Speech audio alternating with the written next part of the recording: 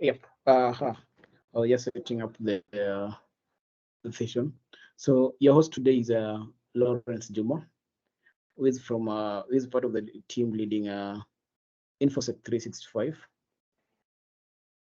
InfoSec 365 is a cybersecurity community that we intend to spread and put them to nurture the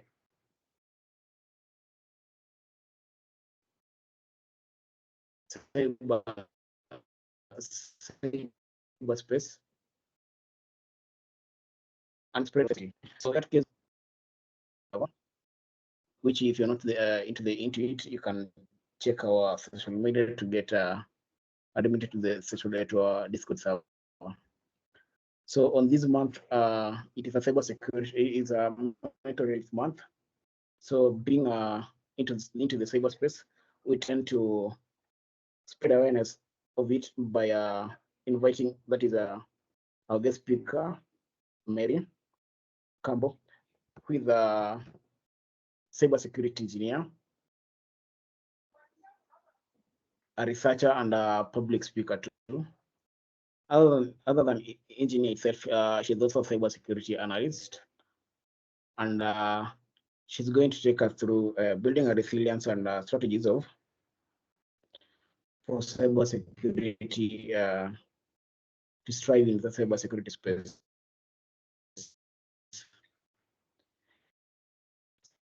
So before I dilute her introduction, I could welcome her on board. Mary, welcome.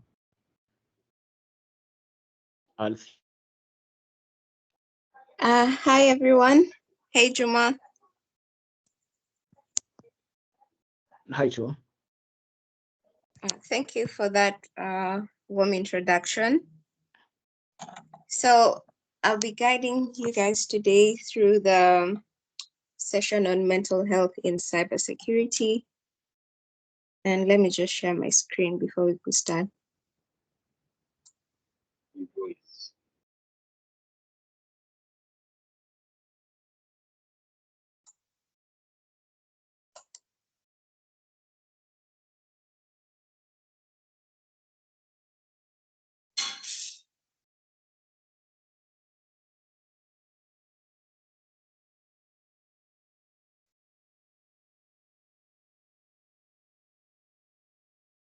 Is my screen visible?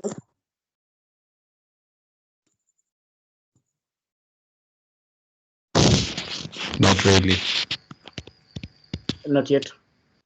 Okay.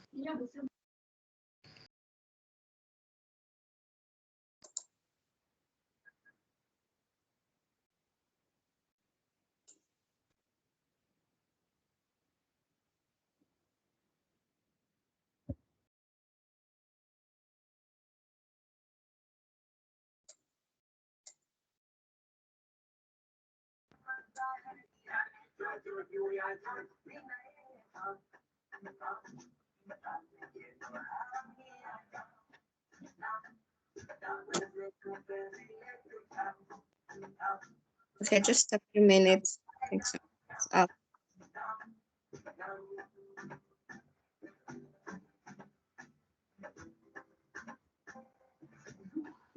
As Mary is setting up,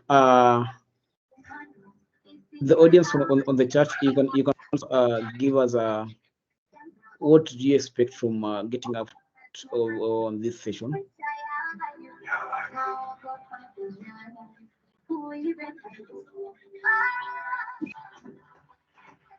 And you can also tell us where you're joining us from, if you don't mind, from the chat.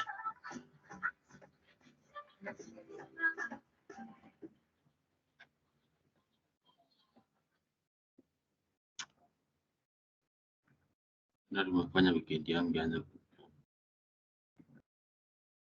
ni sisi hao tumepiga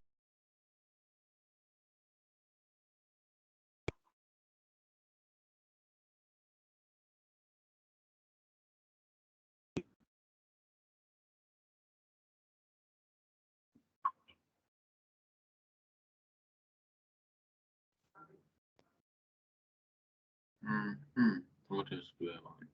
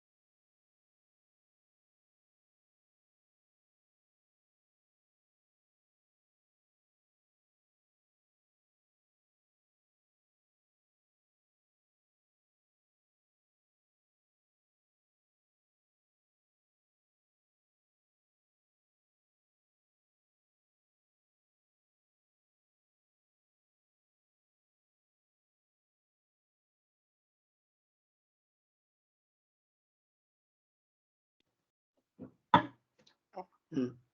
Mary, have you managed to set up?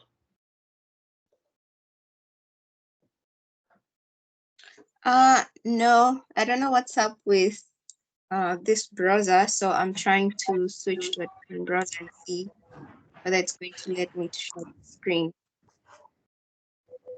It's okay. Okay.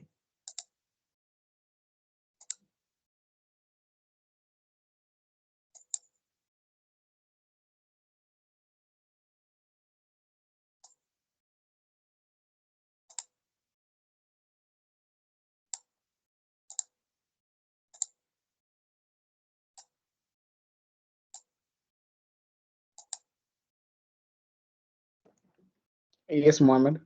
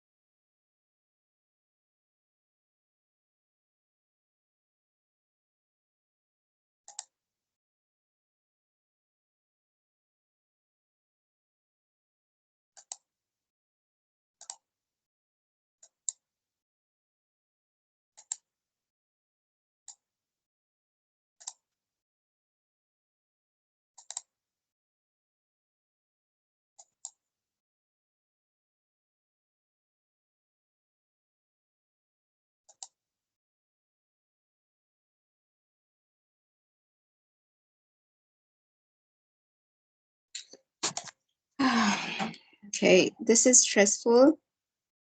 It doesn't seem to work.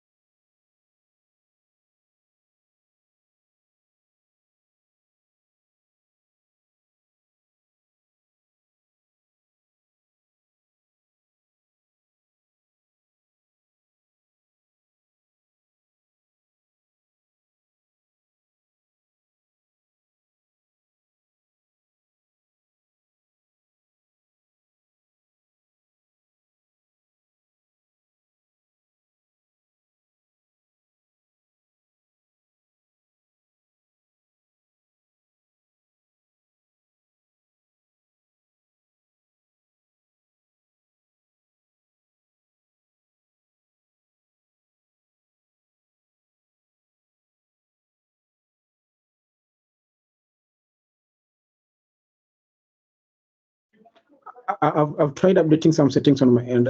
Please confirm if it's able to share.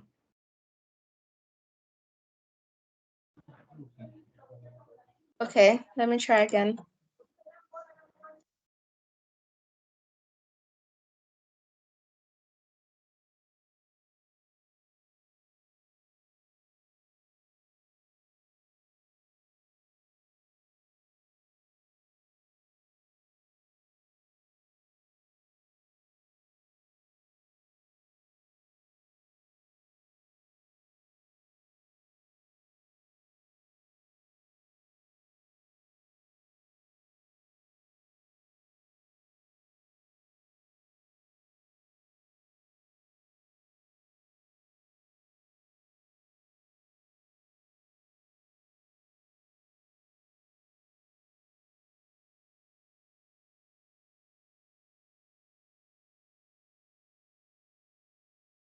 Can you see anything now?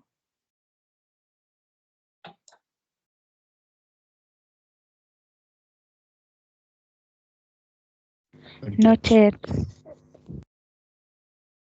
Not yet. Okay, because it shows that it's sharing.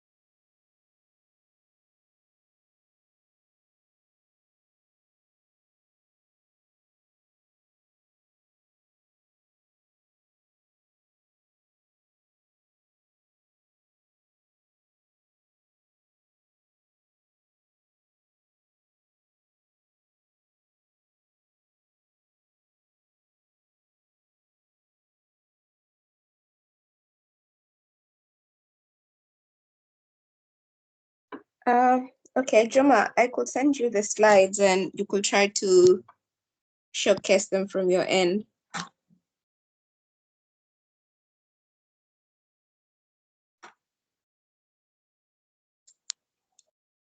Because this doesn't seem to work for me at all.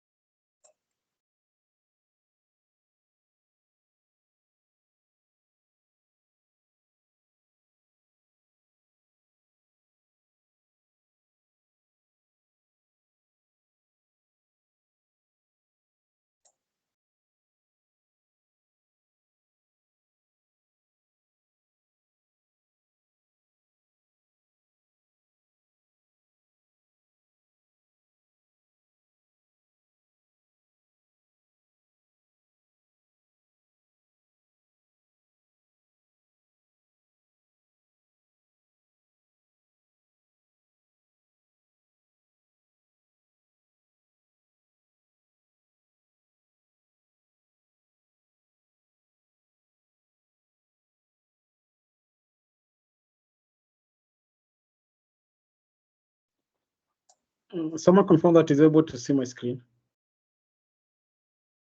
Yes, Your screen is it's visible. Yes, I can see.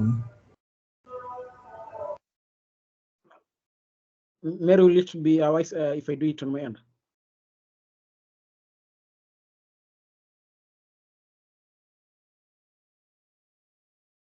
Hello, Mary.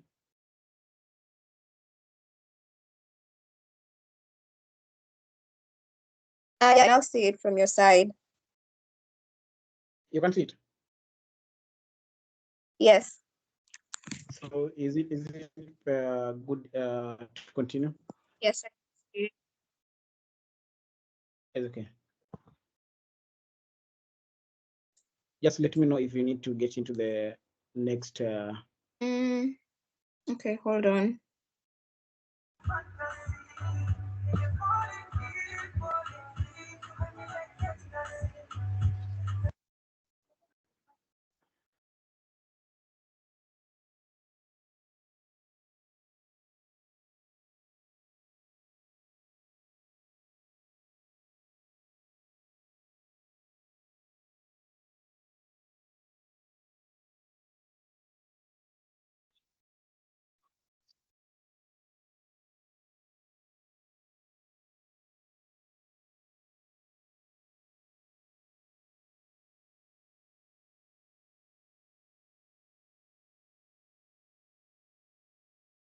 Now at 4,000 pounds capacity, we're now on motion. There has blessings and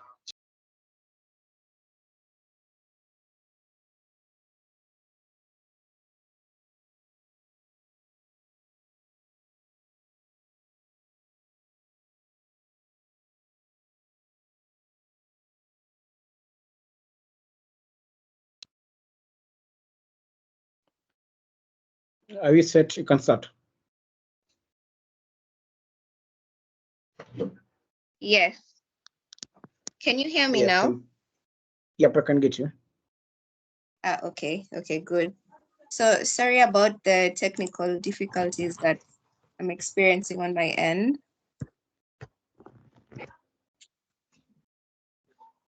Okay, so our session today is on mental health in cybersecurity.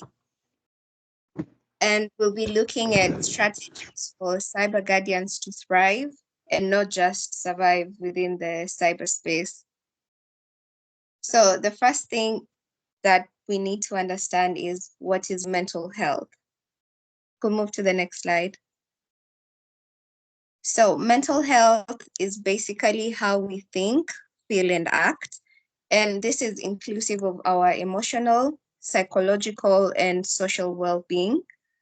And it's actually important for us to discuss mental health within the cyberspace domain, because for most of the cybersecurity professionals, what they constantly deal with is the high pressure nature of the different roles that are available in this space. So it's also important for us to recognize when someone might be struggling with their mental health, and it's essential for us to offer them support and help. Next slide.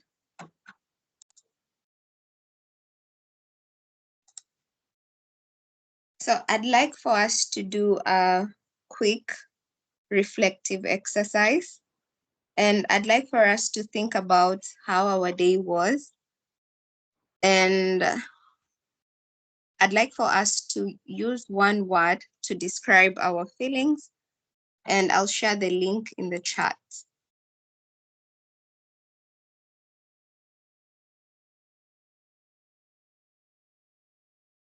Okay.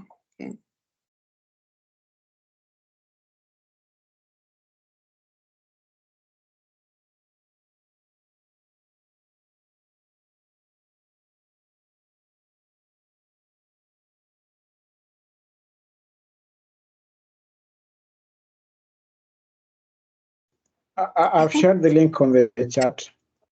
You've shared it. Okay, good. So for the members present, you could just type in a word to describe how you're feeling today. Basically, just think about how your day was, the different challenges that you faced. If you're feeling hungry, if you're feeling happy, just type that one word in the link. Hello. I can't access the chat. I have a concern, Juma. Yes. Apparently the chat is locked because on my end I cannot access anything. Holy shit. Let me post it on the Q&A on the Q&A side. Okay.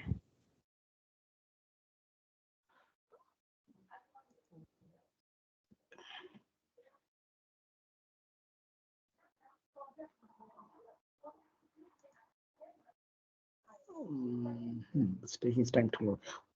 But you can head it on to, that is on menti.com.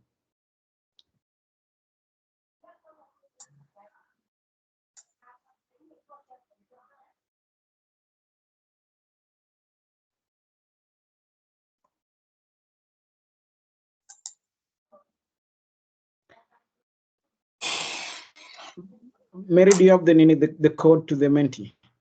Yeah, I have the. Will you mind seeing out the code? Okay, set so up on the web. Yes.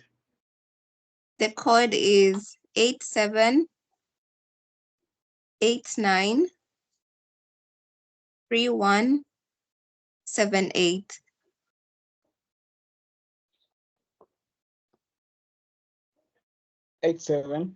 87893178. You can Yes. head it to, that is on menti.com. Then you can type in the code.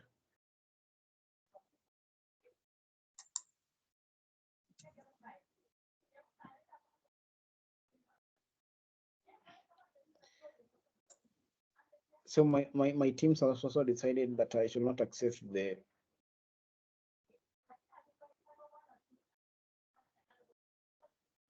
Q&A session to post up the question, the link. Mm-hmm. Okay.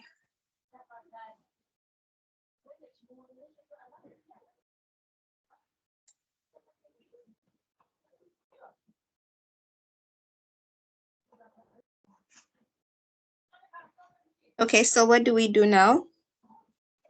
The input only allows for numbers. You said there's a few somewhere. Yeah. Okay, I can see some responses coming in.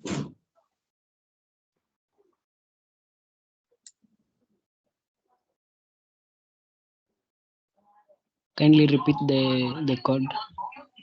The Okay, code so that is 87893178.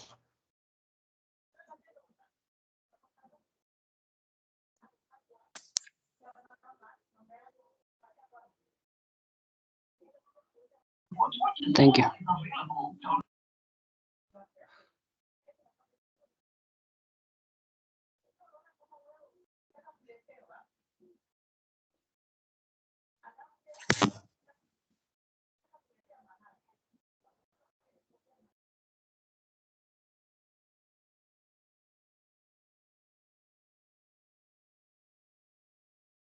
okay, so I'll read out some of the feelings that I can see.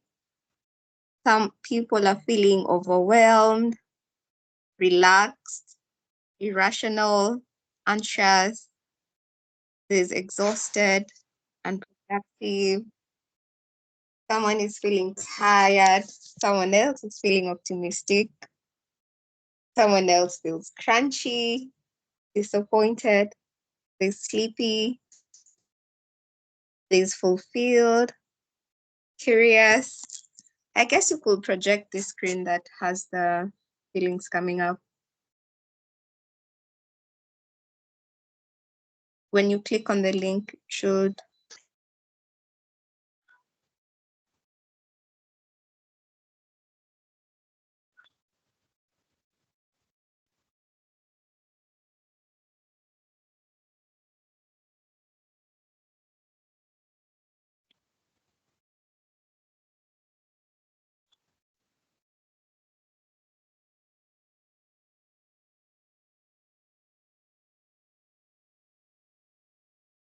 Yeah. So far we have 24 responses, and these are basically some of the emotions that some of the members of the audience are experiencing at the moment.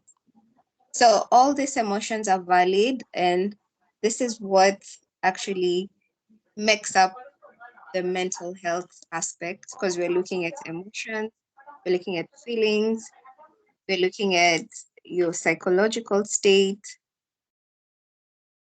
And it's important for us to understand that there's a very, very huge connection between your current situation and your current mind. So for instance, your current feelings actually have a huge impact on the type of thoughts that you currently have in your mind. So that's why it was important for us to be aware and have this exercise in order to be mindful and understand what we are feeling. So this is great. Okay, so back to the slides.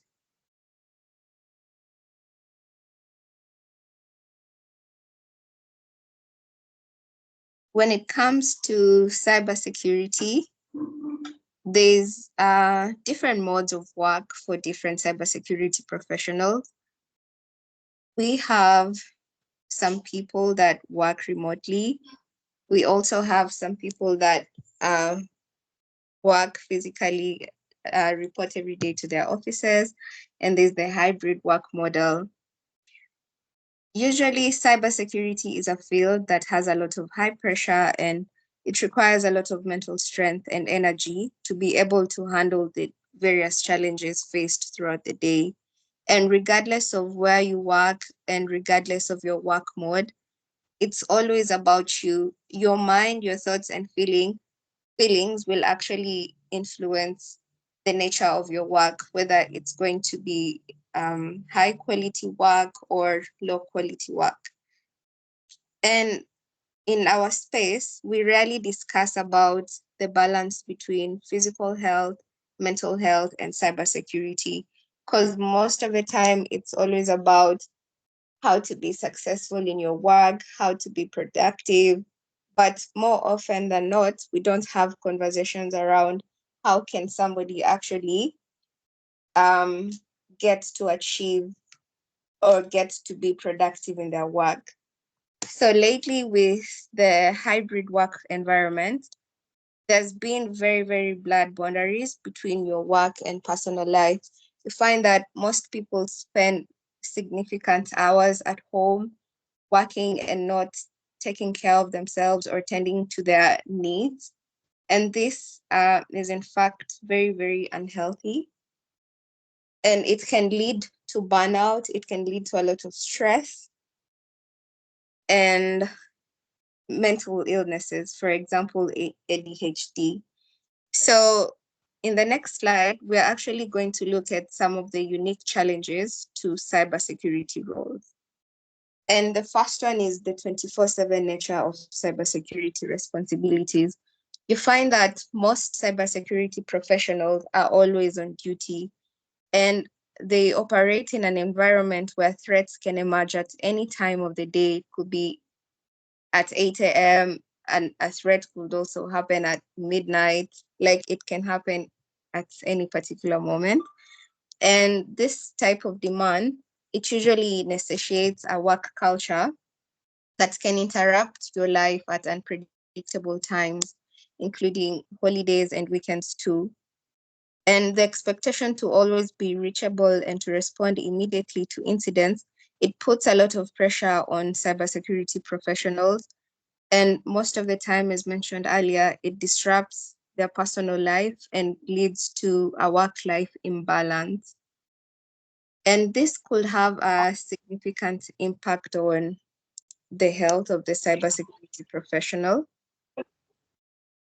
because the irregular and the long hours will actually disrupt your normal sleep pattern, and this can lead to chronic sleep deprivation.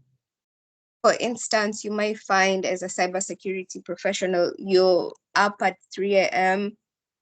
working and you get to sleep in the afternoon. You find that this is very, very irregular, and the next day it's a different cycle. Maybe you're up till 11 p.m. You get to sleep, wake up at 4 a.m. So this irregular patterns could lead to serious health issues. The stress from the constant vigilance, it also has psychological repercussions. And this is such as heightened cortisol levels, which could lead to serious health problems such as heart disease, hypertension or blood pressure, and a weakened immune function, because a healthy body requires at least 6 to 8 hours of sleep, and this need to be regular. So if you're lacking that, it leads to serious health issues.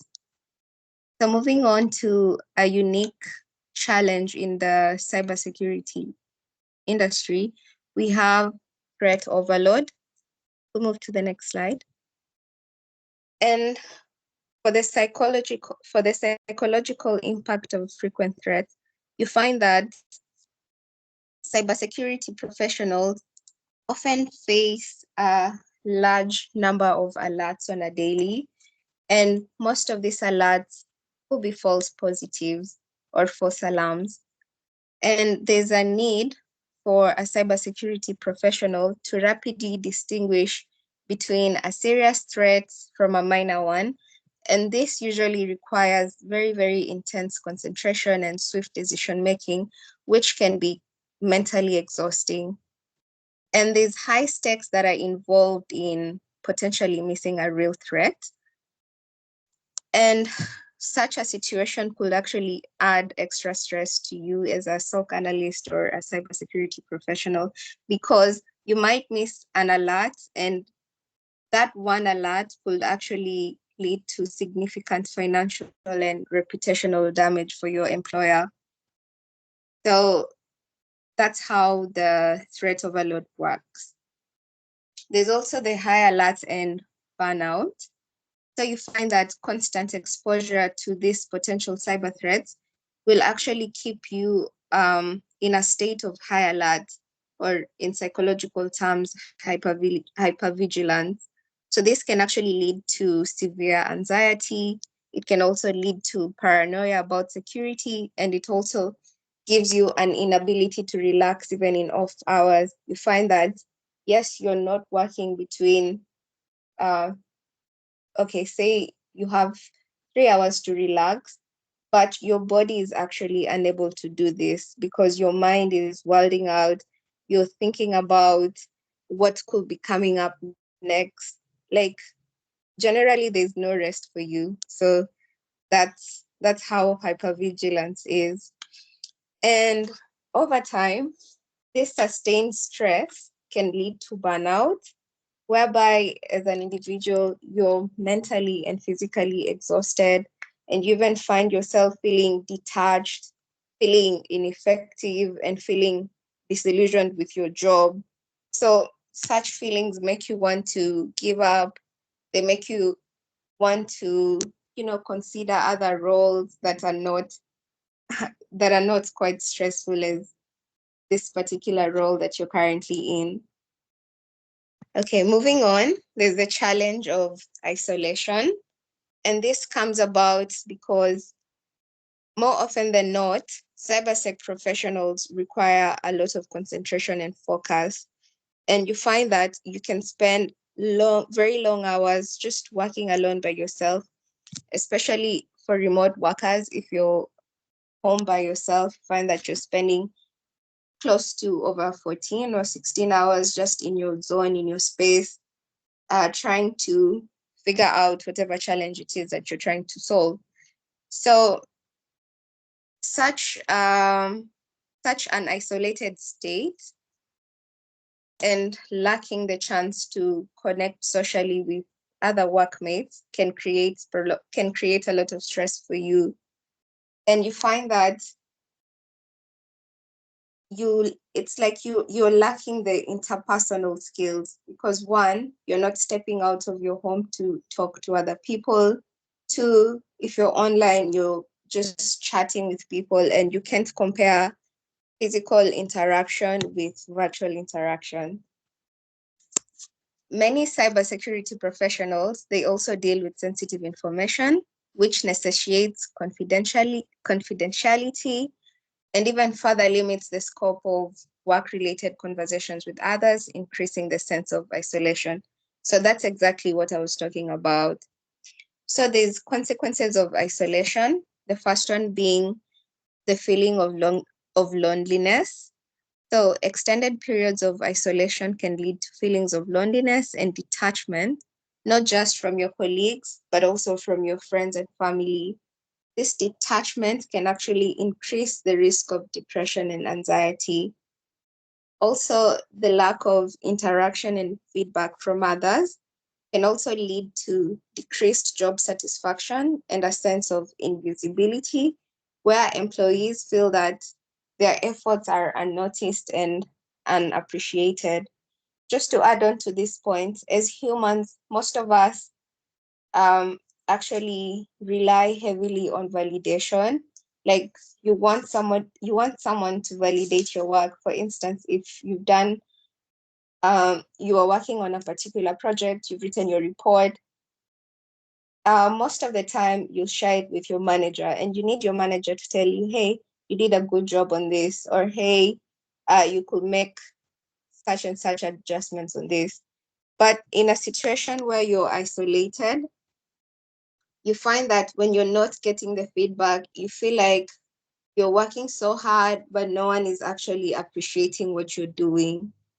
So those are some of the challenges that come to that are unique to the cybersecurity professionals and have a very huge impact on our mental health. So before we move on, I'd also like you guys to just fill this out one more time. And the question is, how do you react when you're stressed out? So I'll share the code in just a few.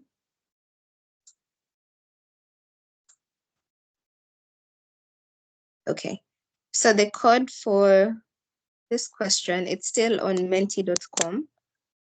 It's 72881968.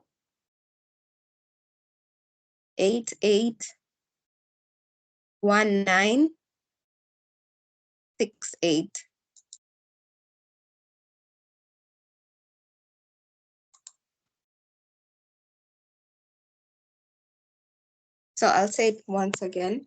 The code for this other question is 72881968.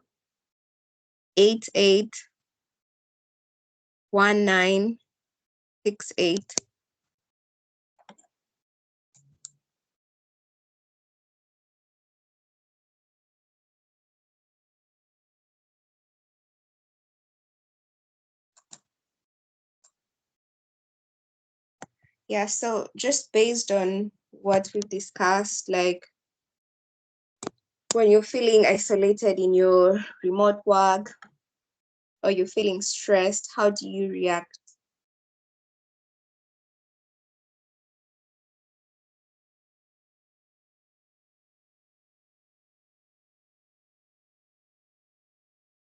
Kindly repeat code. Okay, code is 72881968.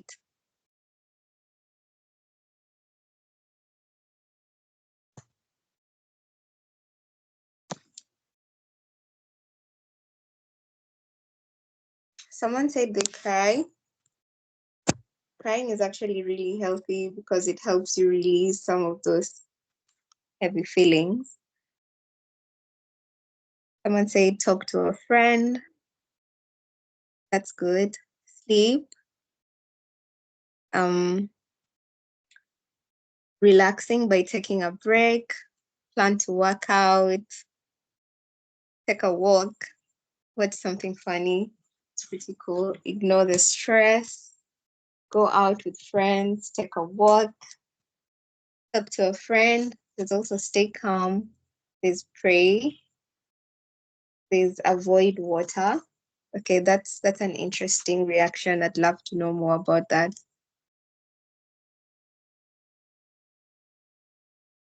Watch something nice. Find most possible so I guess I'm trying to say solution. Someone said they like to cycle when they're feeling stressed.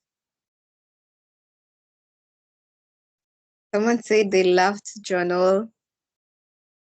Someone else said they like doing sex. Someone said watching movies. Okay, these are pretty interesting reactions, honestly. I do like the reactions, the feedback. People know how to take care of their stress.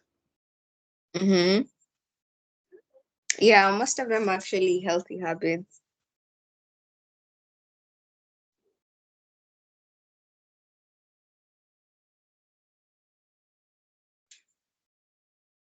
Okay, okay, these are good. These are good. So we look at But some of but Mhm. but just to ask, for that person who likes isolating him or herself, how is it healthy on that? Okay, isolation in itself is not healthy. And from our discussion, we actually mentioned it as one of the biggest challenges in the cybersecurity space. So most of the time, it's good for you to actually socialize when you're feeling stressed, like talk to your friend, meet people, or if you're in a community, just talk to some of the members of your community. Or I don't know, isolation in this context. The only other thing I could think about is that maybe this person is in a space, say there's a lot of people, it's a crowded space, the space is toxic for them, and now they're stressed by that particular situation. So the best possible thing for them is to exit that situation, maybe leave that room, be by themselves, try to have like a calm meditative session. That's the only other way I think about isolation in a positive context. I wish they could be able to unmute their mic and say something. Yeah, to the audience, if you're able to, or if you're open up to making a voice, you can raise your hand.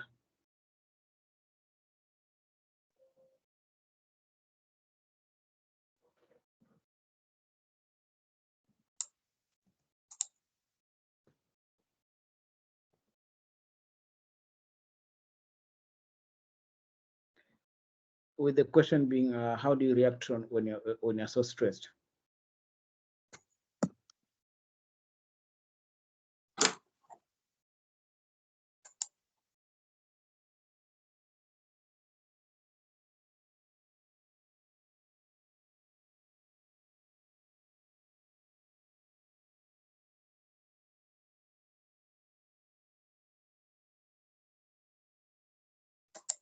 Okay, I guess we could move on and we could have a couple of minutes at the end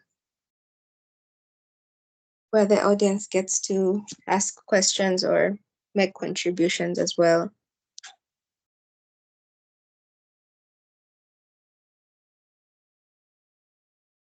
Okay, so I have some nice tips here on how to address some of these challenges that we had earlier discussed.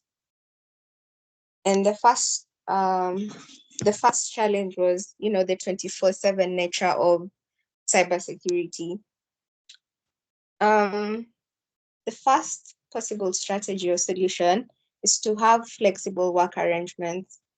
So you could implement shift work systems that avoid long stretches of on-call hours, and you could distribute the workload evenly among the team members, in this case being your cybersecurity team. This will actually help to prevent burnout and allow for predictable off times. Another strategy is to establish clear policies on work-life balance, including defined off times where the employees are not expected to respond unless in the case of a documented emergency.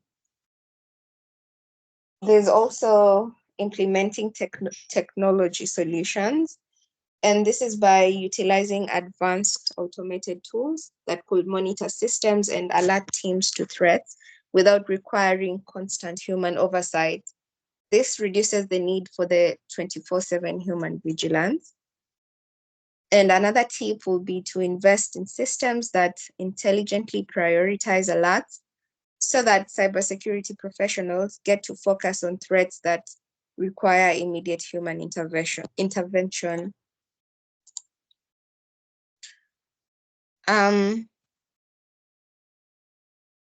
Another strategy is enhanced training and support. And under this, we have regular training sessions that could help your cybersecurity team stay ahead of the latest threats without feeling overwhelmed by the pace of change in the threat landscape. Because we're all aware that the cybersecurity space is constantly evolving every day, and it's very, very fast-paced. So having these regular training sessions go a long way. And it's also important to provide psychological support and training on stress management techniques, specifically tailored to dealing with high-stake environments. So different organizations should have these particular sessions where they get to invite people in the psychological space, and they're able to educate their employees on different ways on how they could manage their stress. There's also the point on streamlining processes, and this is by implementing a robust triage system that could help in assessing the severity of threats quickly and efficiently, reducing the mental load of decision making. So this point is in regards to the issue about cybersecurity professionals always having to be on high alert because they could miss a particular threat, and the threat could cause like a huge, significant financial and reputational loss. There's also the point on adapting a collaborative approach to threat assessment and response, ensuring that no one individual feels the sole burden of responsibility during high pressure situations. So this is generally about teamwork. How are the cybersecurity teams cohesive? Are they working together during high pressure situations? Because in instances where they are not, then one person in the team usually feels extremely overwhelmed. It's like they're handling everything and the rest of the team is just, chilling. So yeah, having the collaborative approach also goes a long way. Moving on, is also encouraging team interaction. So this doubles back to the teamwork that I was just talking about. Foster a team environment that encourages regular communication, including daily or weekly virtual meetups for remote teams. So this is unique to different teams and depending on their needs. So some could have daily meetups, others could have weekly meetups. There's a point on creating opportunities for informal virtual interactions, say virtual coffee breaks or social hours. We'll also have like virtual happy hours, and such informal virtual interactions actually help employees, and they can interact and talk about non-work topics. There's also the strategy on workspace design. So this is for mainly the on-site employees. So for those working on site, you could design workspaces that encourage interaction and visibility among the team members, such as open plan offices or communal work areas. And for remote workers, the organization could actually invest in quality communication tools that actually make these virtual meetings more engaging and less draining. And generally, I have extra strategies that cybersecurity professionals and organizations could employ in their different workspaces. So it's important for organizations to provide access to mental health professionals who specialize in high pressure careers, offering regular mental health checkups, therapy sessions, and crisis intervention when necessary. Also, the leadership should actively promote and participate in mental health initiatives to destigmatize mental health issues within the organization, because currently there's a lot of stigma when it comes to mental health issues. And you find more often than not, people choose not to talk about some of the mental issues that they are going through. So leadership could actually look into that and promote such mental health initiatives. Also, in your workspace, you could have a culture where taking breaks, vacation, and mental health days is normalized and supported. There's also the point on implementing regular surveys and feedback mechanisms to gauge the mental health status of employees and the effectiveness of existing support structures. And you could use the feedback that you get from the surveys to continually adapt and improve policies and practices, showing a commitment to employee well-being. So by integrating these strategies, organizations can significantly mitigate the mental health risks associated with the cybersecurity profession. Each different strategy helps build a more resilient workforce, which is capable of dealing with the challenges of the cybersecurity field without cybersecurity professionals having to compromise their mental health.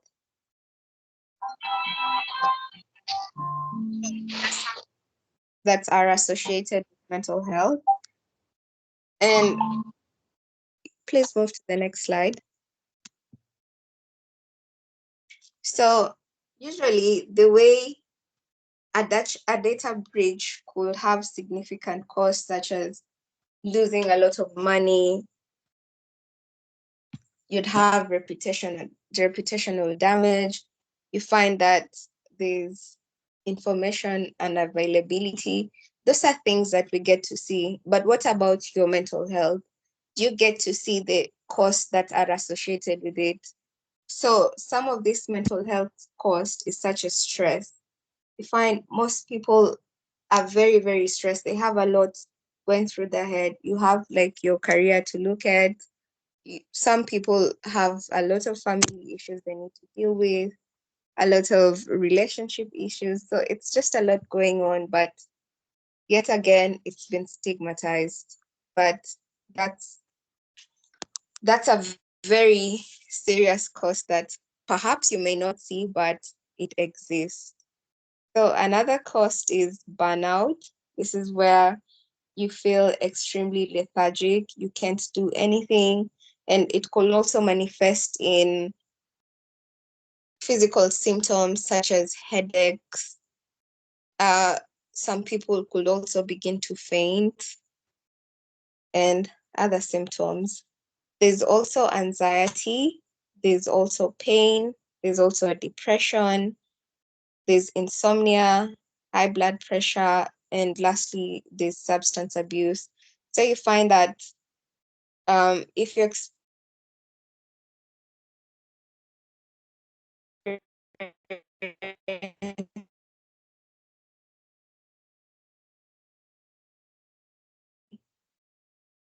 you may decide to rely on alcohol and other drugs.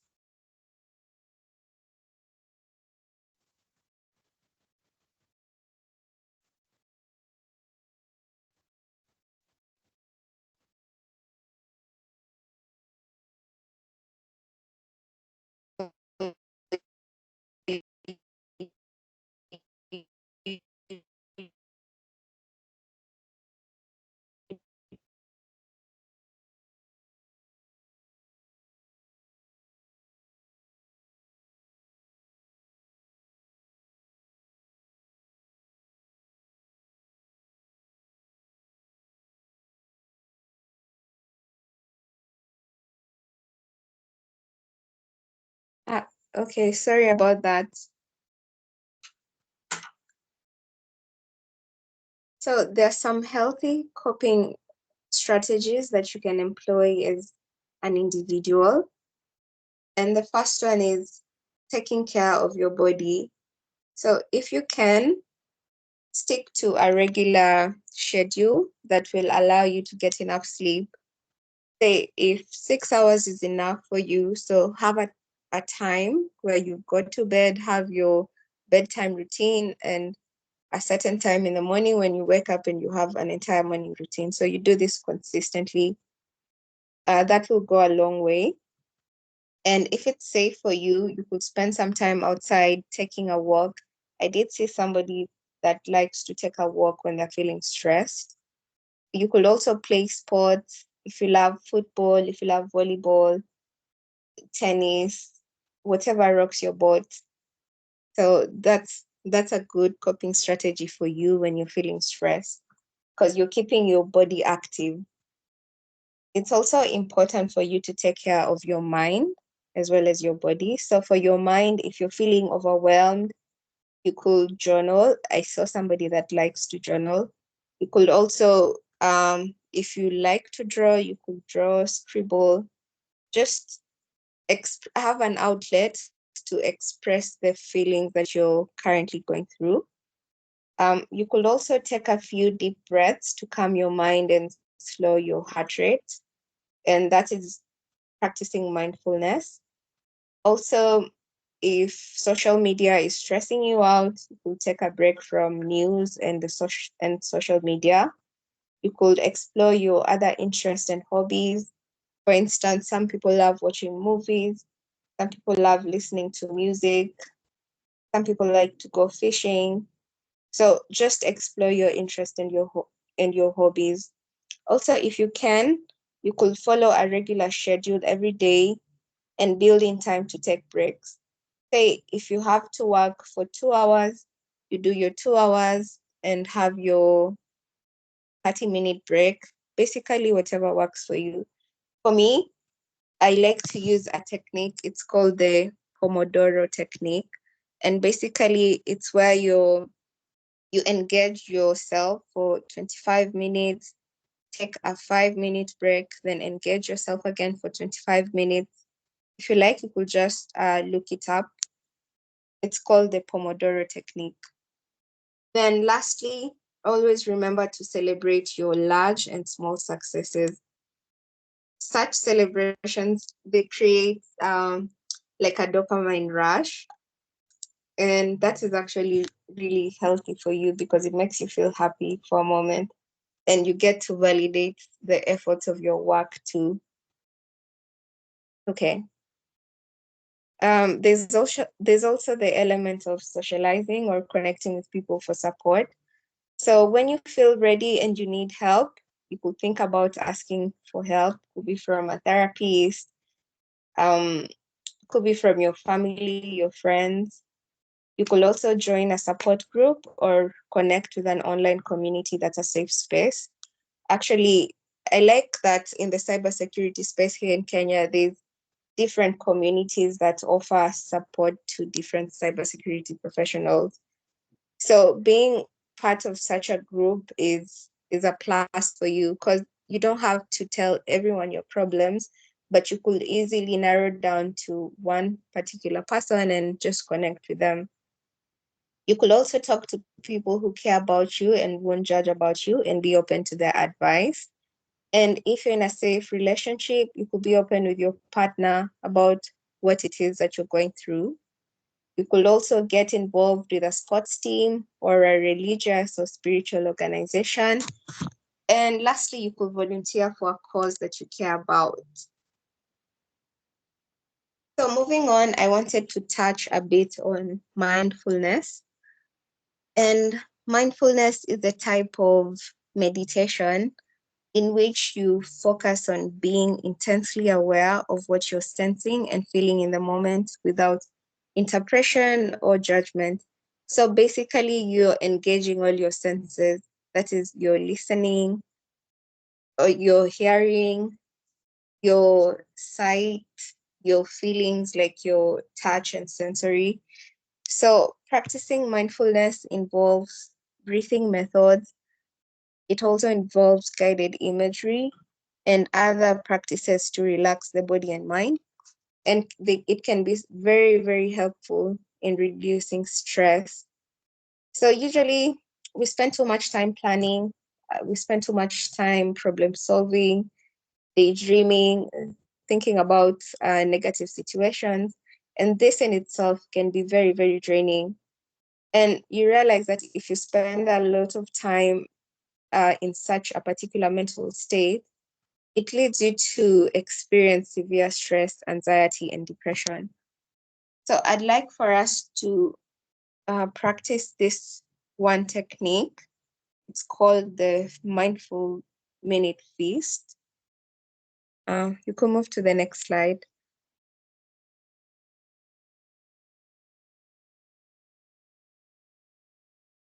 So what you do, in this technique or this exercise, I want you to make a fist, and I want you to clench your fist very, very tightly, and make sure that you're activating all your hand and your arm muscles. So you could do this now. Just make a clench your fist very, very tightly.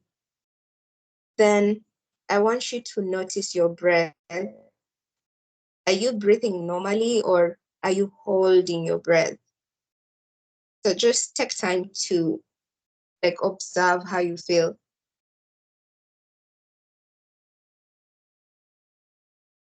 Okay. So when you're ready, I want you to turn your hand over so that your fingers and your thumbs are facing up. And I want you to feel or to imagine your breath coming in through your fist on the in breath and coming out from your fist on your out breath. So I'm going to repeat the instruction again. So clench your fist very, very tightly and notice your breath. Check whether you're breathing normally, like regular shallow breathing, or whether you're holding your breath, like taking a lot of time to. And then when you're ready, you flip your hand so that your fingers and your thumbs are facing up. And then you imagine that your breath is coming in through your fist. That is for your in breath. And I also want you to imagine that your out breath is also coming out from the fist. So I want you to notice what happens to your fist while you imagine that you're breathing into it.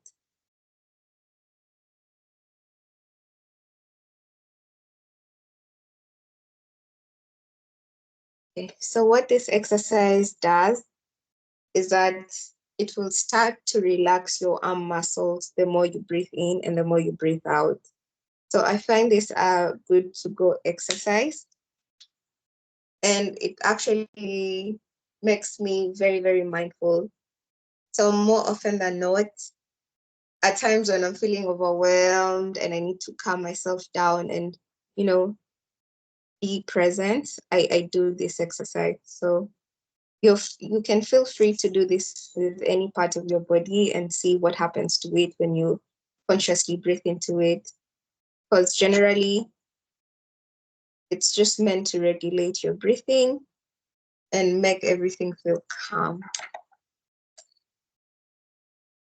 So lastly, for my presentation, can your mental health change over time? Yes, it can. And it's important to remember that a person's mental health can change over time depending on many, many factors. So when demands placed on a person exceed their resources and their coping abilities, their mental health could be impacted greatly. So for example, if someone is working long hours, caring for a relative, or experiencing economic hardship, they may experience poor mental health.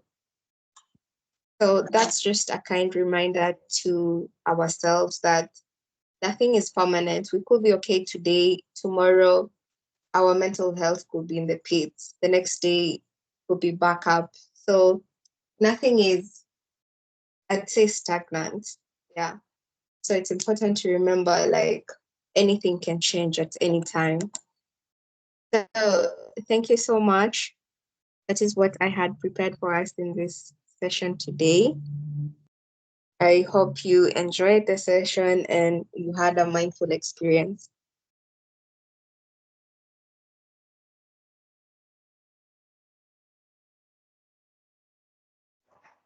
Yeah, thank you, Mary. If you enjoyed the session, you can send out or give a feedback of the reaction.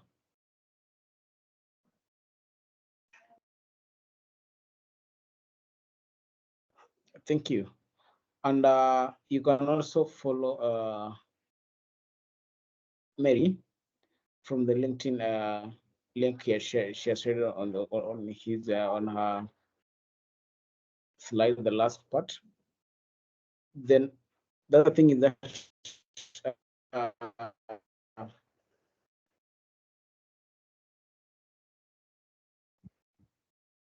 there's someone whose hand is raised.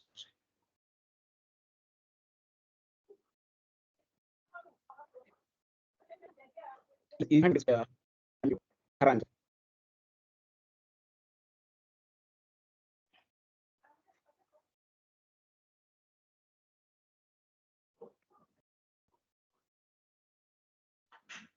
And at this moment, we do welcome any question regarding the session.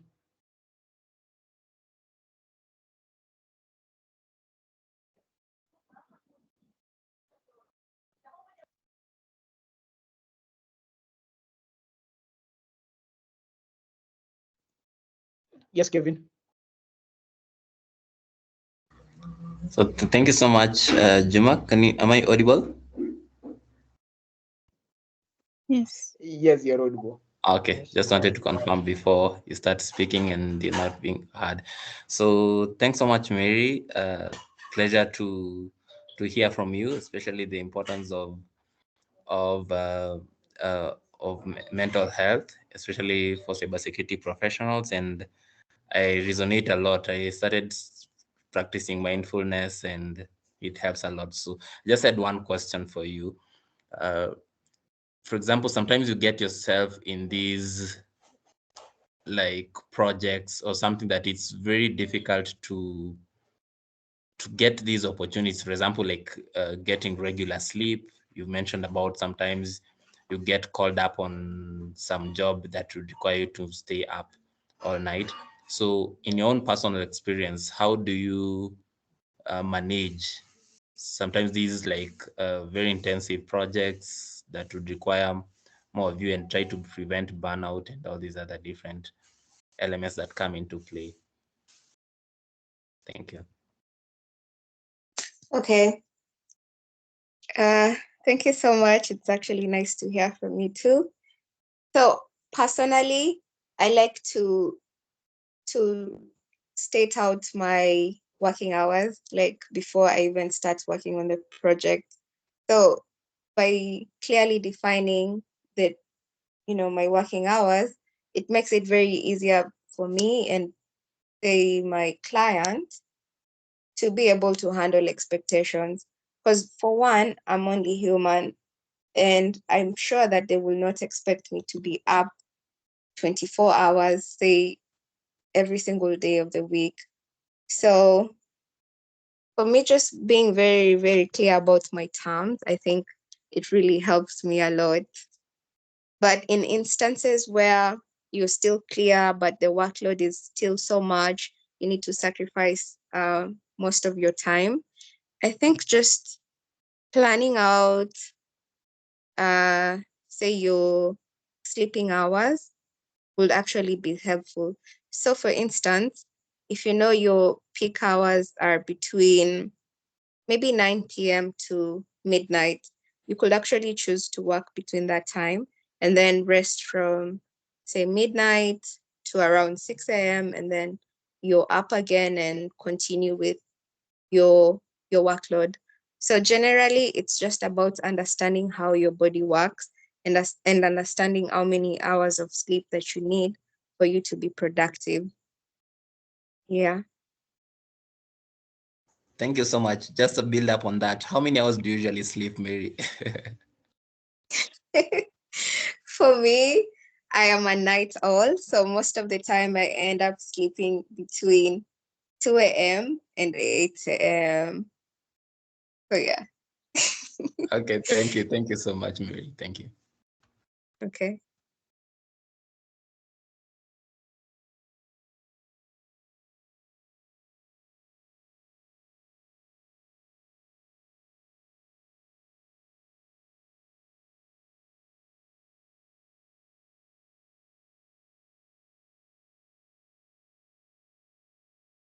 Back to you, Juma.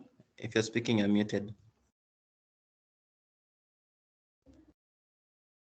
Yeah, thank you, Tierney, for the question, and thank you, Mary, for the feedback. Any other question from the audience?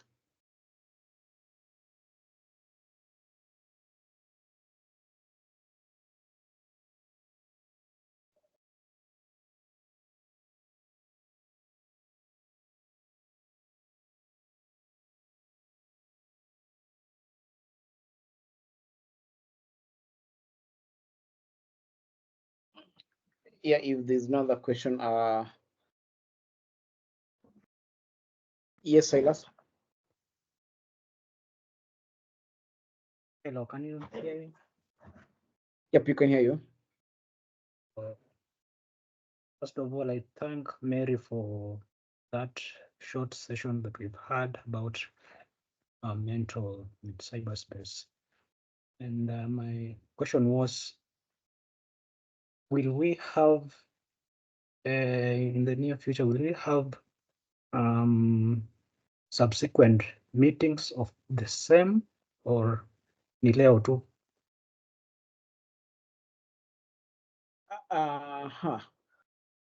As a community that is InfoSec 365, we do organize a subsequent meeting that is on every month. The first weekend of every month, we do have different sessions. You have had three past session, two recorded. You can maybe after this session, you'll get a feedback email, and you'll get a link to our YouTube channel to check out the previous session that were recorded and posted on the channel. So next month, get prepared for another different session. So just follow us on our social media and join our community that is on the link will also be shared on the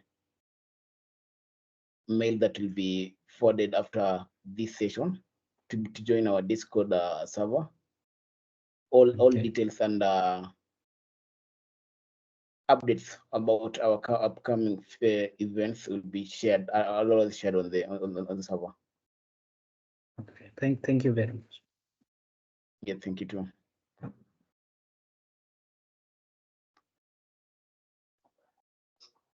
Any other question?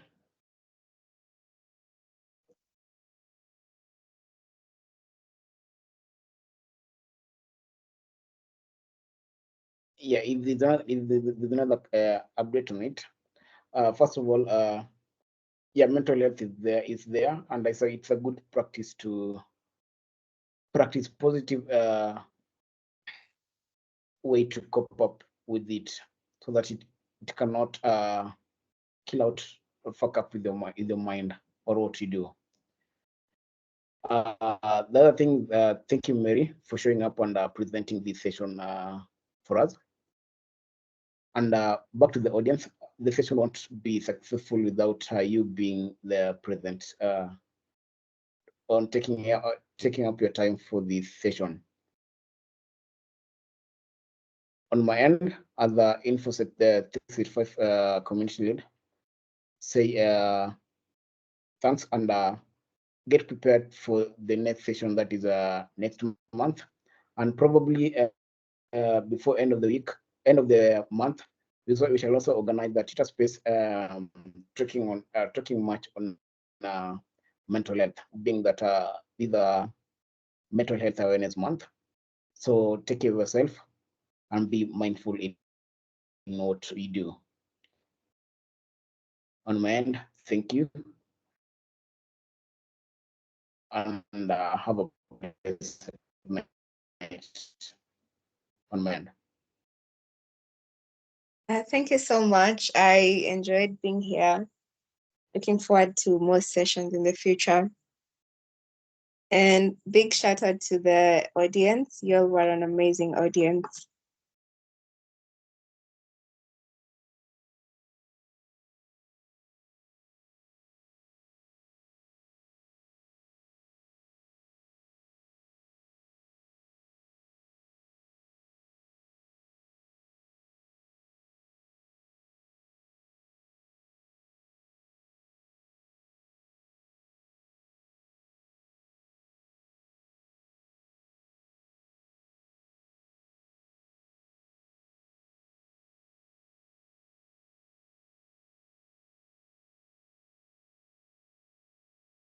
Thank you.